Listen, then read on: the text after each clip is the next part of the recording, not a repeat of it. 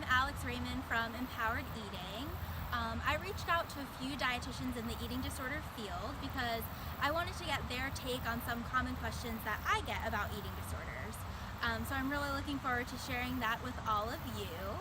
Today on the blog, we're going to hear from Marci Evans, who is a registered dietitian in private practice in Cambridge, Massachusetts. So I'm really excited to hear what she has to say. Hey, good morning, Empowered Eating crew. My name is Marci Evans, and I am a registered dietitian in Cambridge, Massachusetts, but I like to say that I am a food and body image healer. I do eating disorders work in my private practice and in the teaching that I do, but I really like to think of myself as someone who helps people to heal from chronic dieting, disordered eating, and eating disorders. But thank you so much for having me on the Empowered Eating blog. It's great to be here this morning. So for those of you who are listening, I received a list of questions to discuss on the blog this morning, so I thought we could dive on in. The first question that I received was, what do I want people to know? What do I want the world to know about eating disorders, which is a really big question. And so I thought about it, and I think that I would like to share two things. The first thing is the sad reality that eating disorders are unfortunately extremely common. And that's for a variety of reasons. Eating disorders develop out of a lot of different causes and a lot of different vulnerabilities.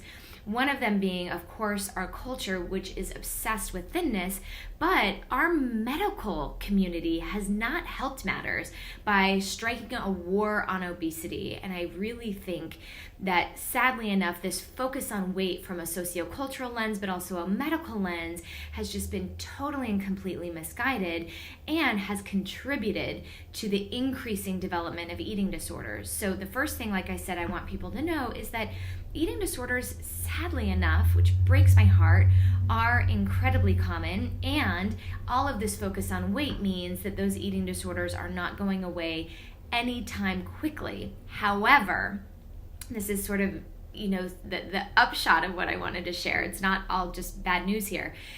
Is that there is hope for recovery from an eating disorder. I see it in my practice, but it's also borne out in the research that we have more reason to hope than ever before that we can successfully treat and people can recover from eating disorders. So that's the second thing that I want people to know. Let's see, what was the next question? What's the most important thing to prevent eating disorders?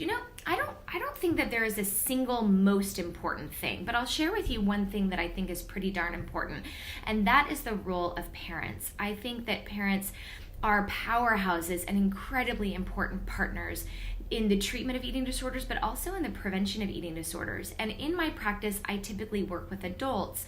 And one of the things that I am helping adults with and parents with is helping them recover from all of the dieting and all of the poor messaging and all of the body obsession that they received, perhaps from their parents or from, the culture around them. And that I find that parents, as they work to heal their own relationships to food, become these incredible role models for their own children. So I really think about prevention as happening in many ways within the home, that as parents learn to appreciate body diversity, learn to speak positively about their bodies, take actually the importance of the aesthetic and appearance of bodies off the table, and really model the importance of all of the things that our bodies can do for us, as well as developing attributes like kindness and thoughtfulness and hard work and ingenuity and creativity, that those things are more important than what we look like. That is, as those things are really generated within the home, that we have so much power to develop strength and fortitude and decrease the vulnerability for the development of an eating disorder right within the home. And I think that's really cool. I think parents have so much power to model for their children positive relationships with food. So decreasing the dieting message, not talking about food as the enemy or putting foods in these moralistic terms of good and bad, but as parents learn to think about food as fuel and as pleasure and as something to be enjoyed, that all of that positive modeling can go a long way. Now, I don't want to put too much pressure on the parents, because of course they can do everything they can to create positivity within the home, and there are of course other vulnerabilities that might put their kid at risk for the development of an eating disorder. But I just think think there's so much good that can happen. Other things that I like to do with the parents that I work with is really empower them within the doctor's office. That often pediatricians and other physicians are trained in such a weight-centric way, and most of us sort of feel a little bit sort of secondary or inferior to the doctor, and really empowering parents to know that they have a voice and that they can determine how they want their child's care to go, and that they can use that voice to really make a big difference, that they can really channel and take charge of how the conversation around health and weight happens within their pediatrician's office. So those are some of the things that I like to share, that I think that parents have so much power to be able to role model positivity and really take charge of how we think about health and how we think about our bodies within the home. And why do I love working with eating disorders? You know what? There are so many reasons that I love my job. And I was actually thinking about this just yesterday, that one of the things that is just true is that some of the same qualities that make a person vulnerable to the development of an eating disorder are the same qualities that make them amazing human beings to get to know. They are, on the whole, incredibly compassionate, incredibly sensitive, incredibly smart, funny, and really engaging to be around. So the people that I get to interact with are just, on the whole, incredibly awesome. Like, I love spending time with my clients, and I learn a lot from them. And the other reason why I love working with people with eating disorders is that as I help them in their relationship to food, in their relationship to bodies, in their relationship to physical activity, is that I get to see them transform in other ways in their life. That it's like this domino effect into these other aspects of their life.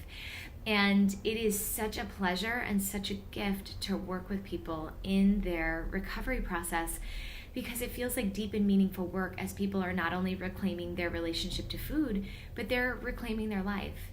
And while that might sound really grandiose or like a really big statement, it's actually really, really true. And so I feel incredibly fortunate to work with my clients along their path to really creating a whole new life and journey for themselves. And I don't take that for granted. And the last question you guys asked was, what's a fun fact? A fun fact about myself. And the first part is not going to sound terribly fun, but I am someone who is incredibly anxious. I'm a very, very anxious person. I was born anxious. My wiring is highly anxious, and it serves me in some areas of my life because it's what allows me to be incredibly hardworking and productive and attuned to detail. And I think it's one of the things that helps me to be sensitive and empathetic with my clients. But it's something that I have to learn to take very good care of and to channel. And so in order to do my job well, I have to take very, very, very good care of myself. So I take my self-care very seriously. So one fun fact is that one of my new self-care tools that I have started utilizing is embroidery. I have never thought of myself as an artistic person, but recently a friend of mine has introduced me to embroidery and taught me, and I have become totally and completely obsessed. So after a long work day, I come home, I eat my dinner, and I sit down and I pull my embroidery out and I embroider for a little bit of time, and it's really fun to do something that feels fulfilling and feels creative and is beautiful, and it's a lot of fun. So that's one little fun fact about me. So thank you so much for asking me these questions or for wanting to get to know me. And for all of you reading this blog, if you are suffering from an eating disorder, know that I believe in you. Know that this team at Empowered Eating and Rebecca Bitzer and Associates believe in you, and that when you don't have the hope to keep going, or you're losing the hope that eating disorder recovery is possible, know that we believe in it and we don't doubt it, and we're going to be with you along the way. So best of luck. If you or someone you know is struggling with an eating disorder, please give our office a call for information on how we can help.